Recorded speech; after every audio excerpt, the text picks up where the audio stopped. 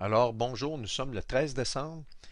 Je vais faire la suite de ce que j'ai commencé, une vidéo de 3 heures sur les traces de l'Antéchrist. Et premièrement, on va faire un petit suivi de la conclusion de la rencontre du COP28 d'hier. On va entrer dans une partie aussi astronomique et on va analyser d'autres éléments qui nous rapportent à l'Antéchrist. Vous savez, le but de cette vidéo-là a été avant tout de réellement démontrer à quel point les choses avancent rapidement. Ça, c'est le premier élément, si vous voulez. Le second élément,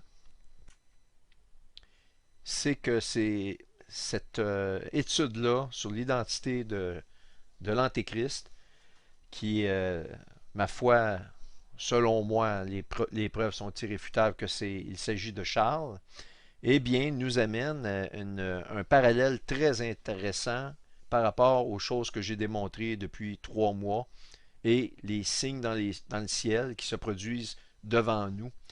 C'est absolument incroyable, dont notamment, je vais vous rappeler ceci.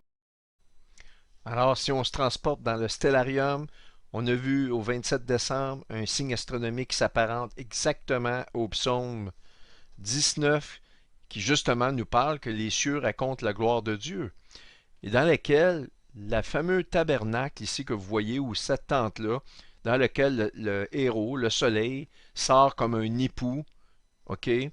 Alors on a vu idéo qui veut dire époux, etc.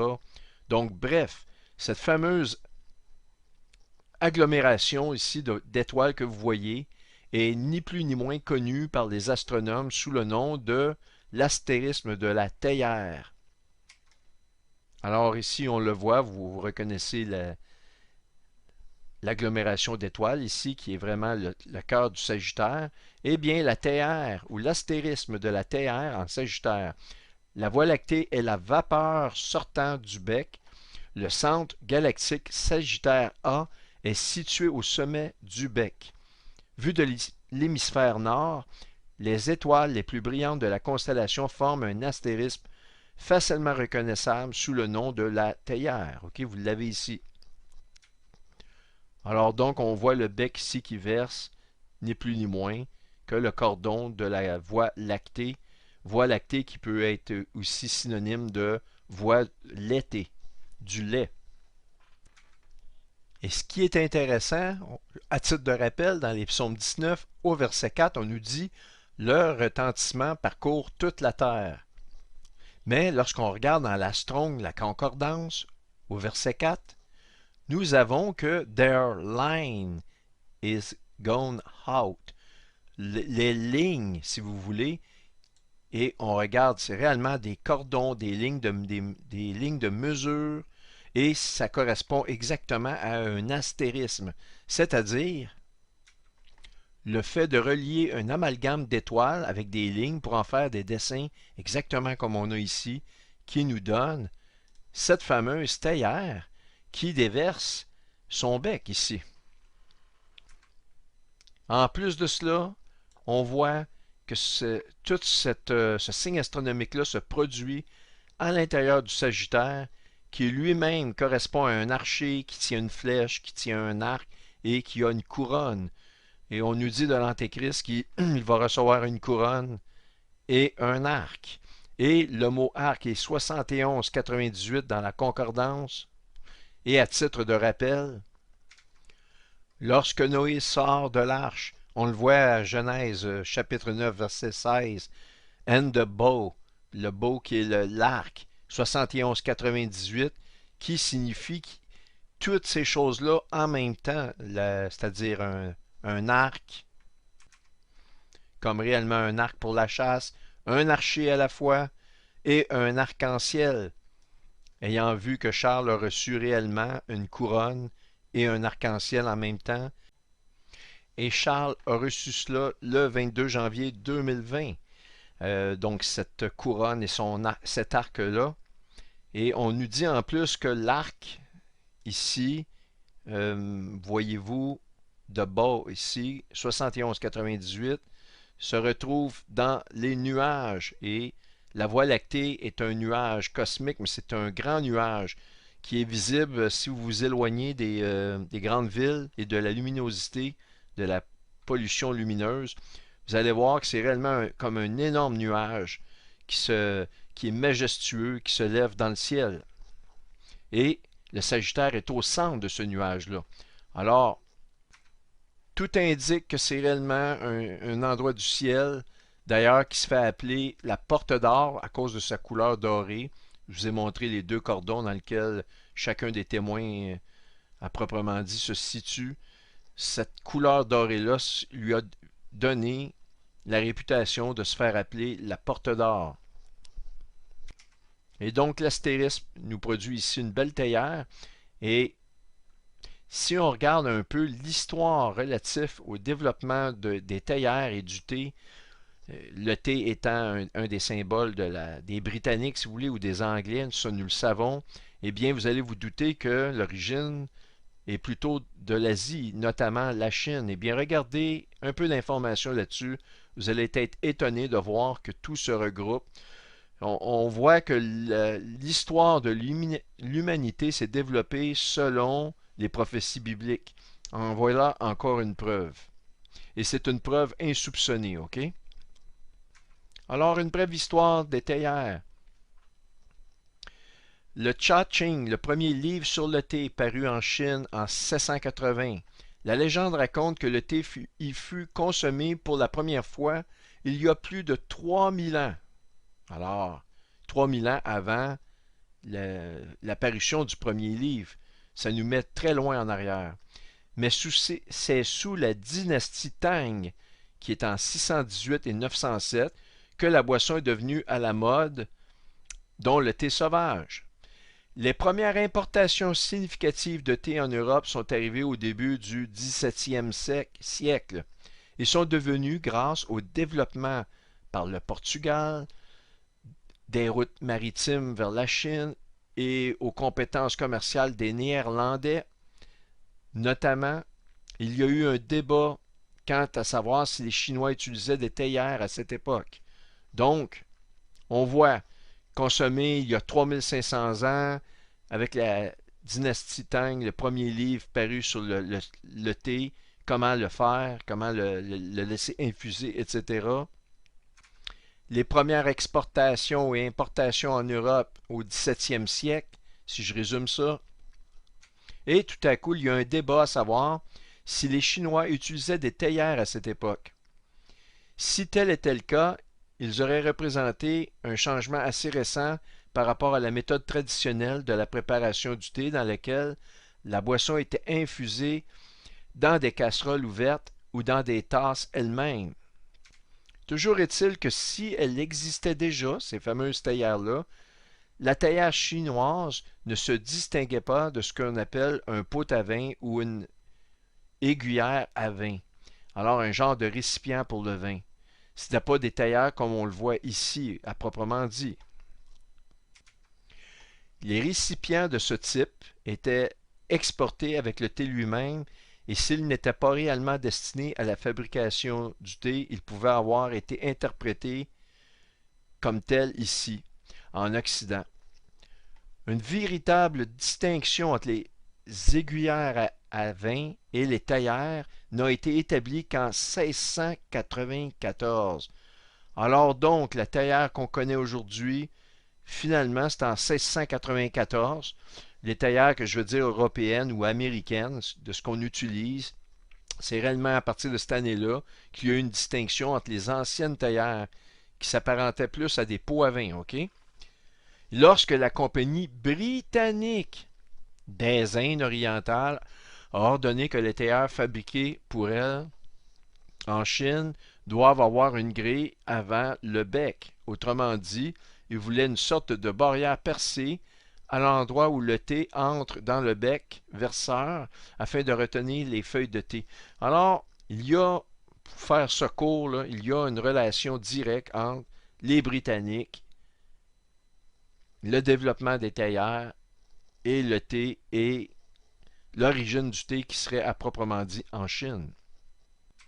Et ce qui est étonnant, c'est que le symbole du dragon rouge est un symbole apparenté à la Chine.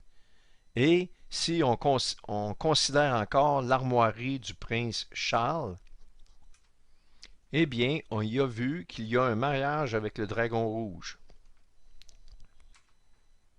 Et par conséquent, la théière est reliée donc au dragon rouge de cette façon-là, à tout le moins. C'est une conclusion générale qu'on peut faire que réellement, la parole, c'est une preuve que la parole est vivante parce qu'elle transpire dans chacun des éléments qu'on peut regarder.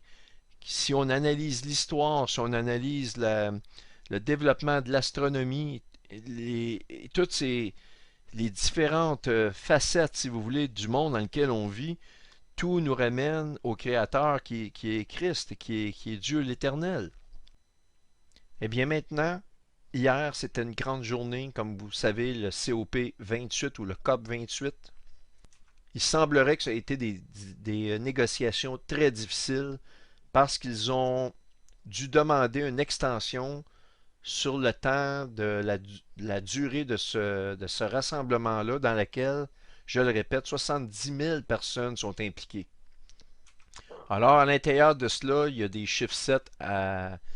C'est réellement une symbolique qui est extrêmement occulte. 7000, 7000, on a 70 000, on a le chiffre 7 qui revient. Mais aussi, hier, de ce que j'ai su, ils ont continué à négocier jusqu'à 3 heures du matin, heure internationale. Et ici, c'est un article de la presse qui date d'hier, un peu avant la fermeture, le fameux 3 heures du matin, heure internationale. Et heure internationale, vous ferez le calcul pour savoir à quelle heure ça correspond selon l'endroit du globe où vous demeurez. OK? Et ce qui est intéressant ici, c'est que Tom Evans, conseiller politique au centre de réflexion, a mentionné 17 heures avant la fermeture, les 17 prochaines heures doivent voir les champions de l'ambition se mobiliser et isoler ceux qui freinent l'ambition.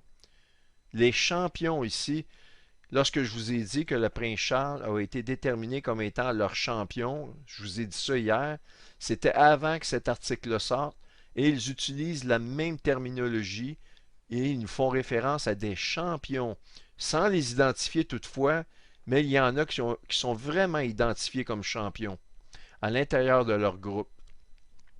Donc, la conclusion, on ne le savons pas encore, mais comme je vous ai dit, il fallait s'attendre quelques jours plus tard, on va avoir des résultats de cela. Mais assurément, je vais vous montrer ici ce qui a été dit par le COP 28, l'organisation officielle, le 30 novembre, et regardez ce qui est écrit. Alors, au 30 novembre 2023, le monde va s'unir pour signaler le départ d'une course de 7 ans pour réduire de 43% les émanations de gaz ou l'utilisation des produits fossiles. C'est un sprint, un départ pour un sprint de 7 ans. Leur agenda est toujours maintenu pour 2030. Vous le voyez ici. Maintenant, la courte vidéo ici, je vous la fais écouter. Elle dure 1 minute. La voici. Et après, on reprend.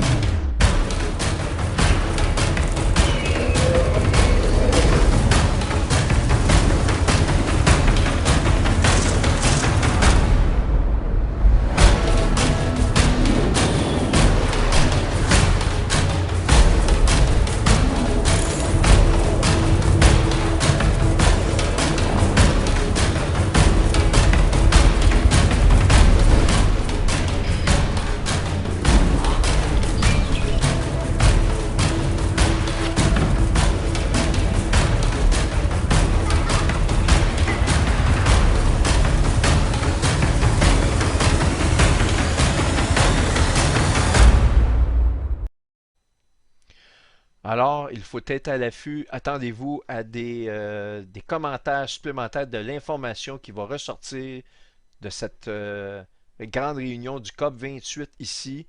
Et c'est certain que leur agenda, il ne recule pas, c'est 2030. Ils doivent arriver à leurs résultats en 2030. Ça, on a depuis 15 ans le même discours de 2030. C'est réellement un agenda qui est fermé sur cette année-là. Alors restons à l'affût. Mais ce qui est incroyable, c'est que de façon euh, inattendue, il y a eu une réunion d'urgence du Conseil de sécurité à l'effet de pouvoir demander un cessez-le-feu de la guerre avec Israël, un cessez-le-feu sans condition. Et les pays au nombre de 193 se sont réunis hier, en même temps que cette grande réunion-là s'achevait. Ça ne peut pas être un hasard. Et regardez les résultats du vote. Alors, le résultat en faveur du cessez-le-feu immédiat sans condition, 153 pays. Contre le cessez-le-feu, 10 pays. Il y a eu les États-Unis qui étaient à l'intérieur de cela. Il y avait évidemment Israël et certains autres pays, mais je peux vous dire que les États-Unis se sont opposés au cessez-le-feu. Donc, ils montrent encore qu'ils sont derrière Israël. Et il y en a 23 qui se sont abstenus. Et c'est des mathématiques très intéressantes parce que 10, c'est le chiffre de l'épreuve dans la Bible. Et si vous regardez Strong, 10 en hébreu, ça signifie destruction. Strong, 23 en grec, signifie l'indignation. Maintenant, les 153 ici nous font penser aux 153 poissons de la pêche miraculeuse des disciples par Jésus. On le voit dans Jean 21. Maintenant, ils ont fait un vote pour la paix et la sécurité. C'était le titre de ce vote-là. Et on le voit dans 1 Thessaloniciens 5.3, encore un 153 ici qui ressort. Écoutez, on a des avertissements comme on n'a jamais vu. Et c'est imminent, le départ est imminent avec toutes ces preuves-là. Comme je vous dis, il faut rester à l'affût. Si vous avez de l'information, vous devez me transmettre ça ou vous devez vous transmettre ça entre vous-mêmes pour le COP 28. Il est clair qu'ils vont aller de l'avant avec leur agenda. Et même s'il y a eu un peu d'opposition, cette opposition-là, elle est faible et c'est comme une digue qui est à veille de lâcher. L'eau va déferler sur nous très rapidement, d'ici très peu de temps. Et comme si ce n'était pas assez, Vladimir Poutine, dans les mêmes moments, a fait une déclaration à laquelle il dit qu'il a mis ses forces armées en action totale avec toutes ses puissances nucléaires. Autrement dit, ils peuvent lancer à tout moment leurs ogives, tout est prêt, il n'y a plus de délai, il n'y aura plus d'avertissement. Et voici une courte vidéo à ce sujet-là, commentée en français. Et après, je vais vous donner quelques autres explications avant de terminer cette vidéo. Alors voici la vidéo de Vladimir Poutine. En début d'après-midi, c'est sous le regard grave de ses chefs militaires que Vladimir Poutine a fait cette annonce. J'ordonne au ministre de la Défense et au chef d'état-major de mettre les forces de dissuasion de l'armée russe en régime spécial d'alerte au combat. Concrètement, qu'est-ce que cela veut dire? Ordre est donné à toutes les forces militaires russes, terrestres, aériennes et navales, de se mettre en position de combat. La réaction de la Maison-Blanche ne s'est pas fait attendre. Le président russe fabrique des menaces qui n'existent pas, a dit son porte-parole. Même réaction du côté de l'OTAN, qui parle de rhétorique dangereuse et de conduite irresponsable. Depuis les années 60, jamais un dirigeant russe n'avait à ce point brandi la menace de l'arme nucléaire. Il est vrai que le pays a renforcé son arsenal ces dernières années. On parle de plus de 6000 ogives, 500 de plus que les États-Unis. Mais dans ce domaine, ce n'est pas le nombre qui importe. C'est bien la nature de la menace, ce n'est pas le nombre des bataillons qui est en jeu ici. Ce n'est pas comme une guerre conventionnelle. Et il faut tout simplement espérer que peut-être s'agit-il là d'un coup de bluff. Ces armes qu'on ne voyait jusqu'à aujourd'hui que dans les défilés vont-elles devenir opérationnelles? Ce qui préoccupe le plus les Occidentaux, ce sont les nouveaux missiles hypersoniques que Vladimir Poutine présentait ici en 2018 devant le Parlement russe. Des engins capables de voler à basse altitude, hors de portée des défenses antimissiles classiques. Pour l'instant, l'attitude du président russe est plutôt interprétée comme une manœuvre d'intimidation, mais la réponse de l'OTAN a été claire. Ses troupes sont elles aussi prêtes à défendre les alliés s'ils sont attaqués. Maintenant, on continue. Une dernière chose que je veux vous montrer avant de clore cette vidéo-là. Toujours encore une fois, l'arc, ou l'arc-en-ciel si vous voulez, 71, 98. On a vu qu'il s'agit d'un arc pour la chasse, l'archer, l'arc-en-ciel, tout cela ensemble, mais aussi l'iris de l'œil. Alors, c'est un équivalent du Sagittaire que vous voyez ici, mais on a vu aussi un objet qui s'appelle Eris, qui se retrouve en plein centre de la galaxie, en plein dans le cœur de cette action-là, qui est un grand signe astronomique qui s'apparente au psaume 19. Mais ce qui est incroyable, c'est que l'alliance ou l'arc, qui est le signe, le symbole de l'alliance que Dieu a promis aux hommes, et on sait que son chiffre est le numéro 7, a été attribué à cet objet-là, Eris, qui se retrouve exactement dans le même sens. Mais si on analyse le COP 28, il y a 70 000 participants, comme vous le voyez ici. C'est incroyable, le chiffre 7 ressort partout. Et aussi, pour inaugurer cela, le pape a invité 7000 enfants à chanter. Ça, c'était le 9 novembre. Et il a invité 7000 enfants à chanter. Alors, on voit ici pour la nature, en mentionnant que la terre, c'est la terre-mère. Il dit aux enfants, sans elle, on n'est rien. Que si on lui fait du mal, c'est à nous qu'on fait du mal. La nature est notre avenir lors d'un événement au Vatican. Le faux prophète proclame le dieu Pan, le dieu de la nature. Toujours avec des 7 reliés à cela. Alors, d'une part, on a le 7 qui est l'œil de Dieu, l'enlèvement se fait en un clin d'œil, mais d'autre part, pour les païens, c'est Osiris, et l'œil d'Osiris qui a lui-même été occulté, qui a fait un clin d'œil au même moment où on votait pour la paix et sécurité, c'est-à-dire le 12 hier, et au même moment où le COP 28 clôturait. Donc on nous dit, surveillons l'occultation de Betelgeuse qui signifie la venue du rameau, et la constellation d'Orion a été toujours vue comme étant la constellation de la lumière. On sait que la fête des dédicaces est la fête de la lumière aussi. On sait que le chiffre 22, c'est le chiffre de la lumière. On sait que Satan, c'est l'ange de lumière. Et on sait que Jésus est la lumière du monde. Et tout cela a été occulté par Léona, un lion. Ça peut avoir une connotation double. Jésus étant le lion de la tribu de Juda, et c'est un lion où l'Antéchrist sera issu de la maison du lion, dont le symbole c'est celui de l'Angleterre. Parce que l'objet s'appelle Léona, qui signifie lion, ça on l'a vu. Maintenant, qu'est-ce qui est intéressant? Le début de l'occultation va commencer, on nous le dit ici, au Mexique et le sud de la Floride. Mais avant, qu'est-ce qu'il y a à l'ouest de la Floride? Eh bien, c'est le Mexique.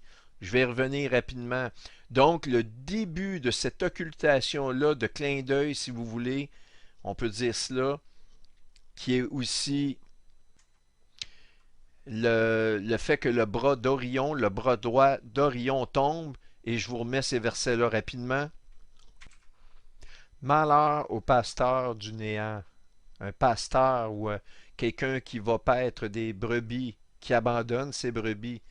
Eh bien, le Dieu païen qui est pastoral, qui est pasteur, qui est berger, eh bien, c'est le Dieu Pan. Alors, le Dieu Pan, c'est le Dieu vert, et c'est Charles, je m'excuse, mais c'est Charles qui s'est identifié lui-même au Dieu vert. Je vous en ai donné les preuves. Eh bien, on nous dit de ce Dieu-là, malheur au pasteur du néant, que l'épée fonde sur son bras et son œil droit, le bras droit et l'œil droit, que son bras se dessèche et que son œil droit s'éteigne. On parle du bras droit de la constellation d'Orion. Voyez-vous ici, ça c'est le visage, le ventre, donc le bras gauche est ici, donc le bras droit est là. C'est Betelgeuse qui a été coupé ici, faisant tomber le bras droit. La constellation d'Orion signifiant la lumière, mais aussi est donnée à Osiris, particulièrement l'étoile Betelgeuse correspond à l'œil d'Osiris. Donc, ni plus ni moins, Zacharie 11 s'est accompli dans le ciel, ce qui veut dire, selon moi, que l'accomplissement physique sur terre de cette prophétie-là est sur le point de s'accomplir, réellement, très rapidement.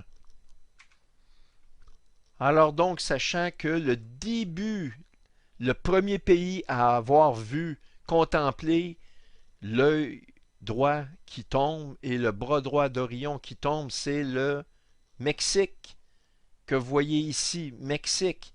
Et si on constate et on contemple, si vous voulez, le territoire mexicain, nous avons ceci. Considérons le territoire du Mexique ici à l'écran. Et si on le compare à un chauffard, nous avons donc ceci. Regardez la comparaison, c'est extrêmement curieux de voir la forme très semblable. Et cette information-là nous vient de Steve Fletcher. C'est une vidéo très courte qu'il a faite hier. C'est absolument incroyable. Et c'est un pasteur, je pense au Nouveau-Mexique, qui a eu cette révélation-là il y a plusieurs années, des dizaines d'années, le Seigneur lui a dit à ce pasteur-là, le Mexique est mon chauffeur sur terre. Et on peut constater réellement, si vous voulez, la forme très très proche. Mais ce qui est le plus incroyable, c'est que le chauffeur, c'est comme la trompette de Dieu qui sonne à l'enlèvement. Mais, en plus de cela, l'enlèvement se fait en un clin d'œil. Mais il y a plus que cela. L'occultation de l'étoile Betelgeuse qui tient le bras droit du pasteur du néant, c'est au Mexique que ça a commencé. Réellement, c'est au Mexique. Donc, c'est absolument extraordinaire. Et en plus, on nous parle du bras droit qui doit tomber du pasteur du néant. C'est arrivé à la journée où le pasteur du néant, qui s'est fait lui-même montrer comme le Pan God étant le dieu du pasteur, qui est le pasteur du néant, eh bien, qui est apparenté à Charles. C'est lui qui chapeaute le COP 28 et c'était la terminaison de cette alliance-là. Je suis convaincu que dans les prochains jours, on va avoir des répercussions, si vous voulez, des nouvelles, des résultats de cette entente-là.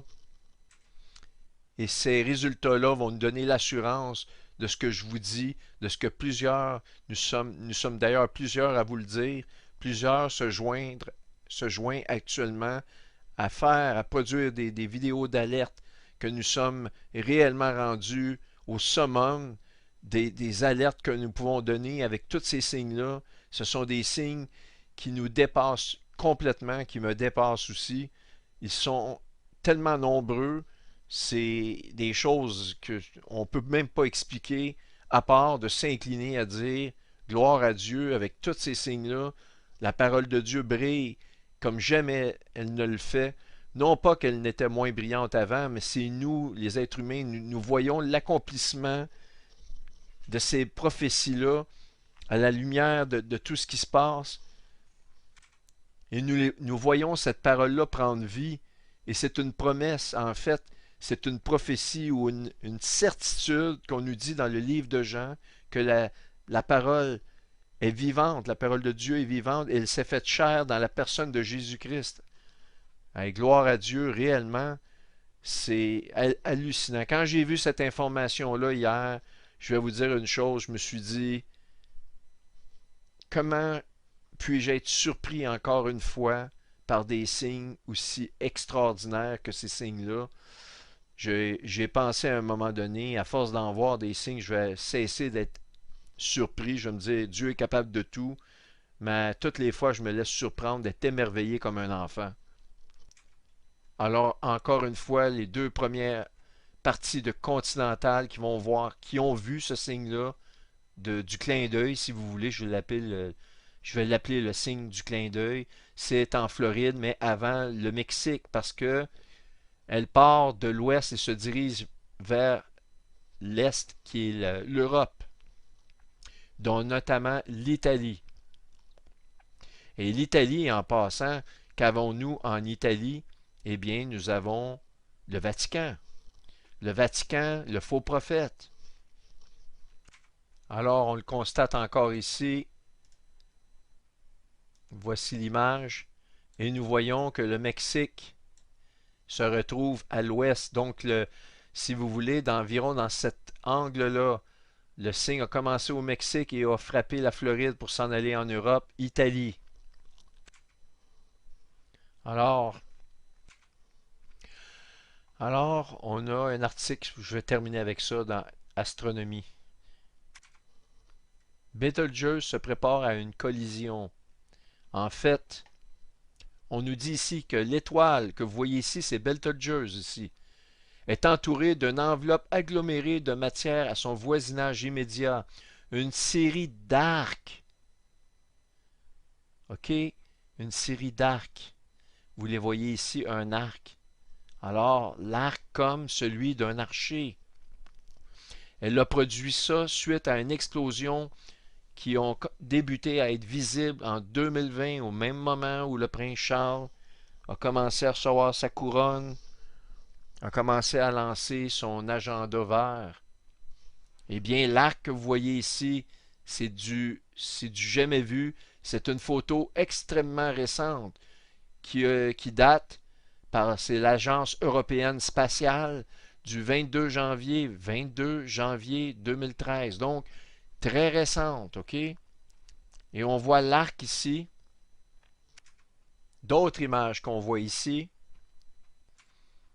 Mais maintenant, en rappel, iPad Goat 2 que vous avez tous vu à plusieurs reprises, au moment où on voit George W. Bush qui est dans l'école et qui attend, justement, il était dans une école lorsque les deux tours sont tombés, il y a eu l'attentat des deux tours, eh bien, il se transforme subitement en Barack Obama et vous allez voir le fameux clin d'œil iconique de Barack Obama et je vais arrêter l'image là-dessus, vous allez voir. Shame on, shame on, shame on you, shame on you, shame on you. Il dit shame on you, honte sur vous. Soit dit en passant, honte sur vous. Encore une fois, le vote sur la paix et sécurité. 23, indignation, la honte. OK? On retourne à la vidéo.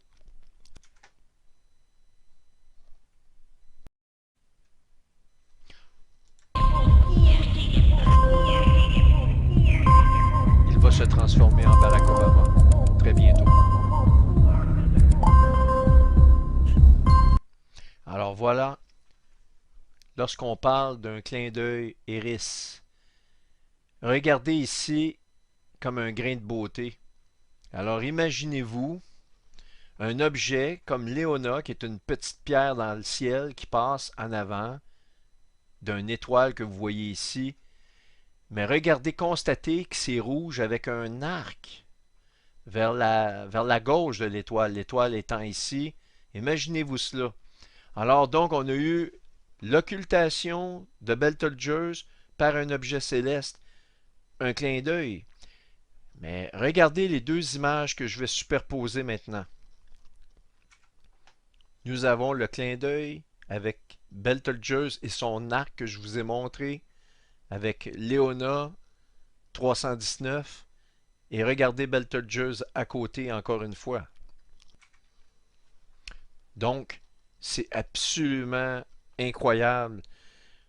On peut bien remarquer que le visage de Barack Obama, il ne peut pas avoir des joues aussi rouges que ça avec un arc ici qu'on voit. Et justement, ça nous dit que l'Antéchrist reçoit un arc, encore une fois un arc, avec un clin d'œil en même temps. Quelles sont les chances qu'on voit arriver cette situation-là en même temps que l'Antéchrist se prépare à faire son alliance de 7 ans, occultée par un objet dont le chiffre est 7, parce que l'entente de Daniel, c'est une entente de 7 ans. Il n'y a pas que les 70 000 participants, il n'y a pas que les 7 000 enfants, il y a cet objet-là. Tout cela synchronisé, et je vous dirais que simplement que le fait qu'on puisse observer un objet céleste comme une étoile, comme Betelgeuse, être occulté par un petit caillou qui est un objet d'environ 70 km de diamètre, qui est Léona 319, que juste l'alignement de ces deux objets-là se fasse dans le ciel, qu'on puisse les observer, c'est statiquement impossible. Mais lorsque celles-ci correspondent au début d'un pays qui est le Mexique, qui lui s'apparente au chauffard, eh bien là, je vais vous le dire une chose, les chances sont en plus que nulles, c'est impossible. Et je crois que des gens peuvent avoir des prophéties et des visions, ça je le crois. Ce pasteur-là a reçu cela il y a longtemps, que le Mexique était le chauffard de Dieu sur terre. Alors imaginez-vous. Merci de votre écoute. Dans la prochaine vidéo, nous allons voir certains éléments, dont notamment nous allons démontrer que l'Antéchrist, peu importe les débats que je peux avoir avec vous, avec certains d'entre vous, ou que vous aurez avec d'autres personnes, il faut se fier à la parole au maximum. Et la parole est claire. L'Antéchrist doit venir de l'Empire romain reconstitué. Sans cet élément-là, tout homme qu'on peut penser être l'Antéchrist est rejeté automatiquement. Et cela, je vais le démontrer. Alors, si vous avez des candidats, c'est bien d'en avoir, mais si vous devez être capable de prouver cet élément-là, le premier élément que vous devez faire, c'est que vous le prouvez à vous-même. En dehors de cela, que vous ayez tous les candidats auxquels vous pouvez penser, vous pouvez vous dire, ah, il doit être beau esthétiquement, j'ai pensé qu'il était beau. C'est sûr qu'on a tous des a priori comme ça. C'est normal, on ne peut pas s'empêcher de réfléchir qui est cet homme-là mystérieux. Et c'est absolument humain de le faire. Maintenant, en dehors de nos pensées personnelles, il faut regarder qu'est-ce que la parole nous en dit. Alors donc, on va regarder ces éléments-là parce que ce sont des éléments absolument importants et fascinants. Alors là-dessus, je vous remercie. Soyez tous bénis.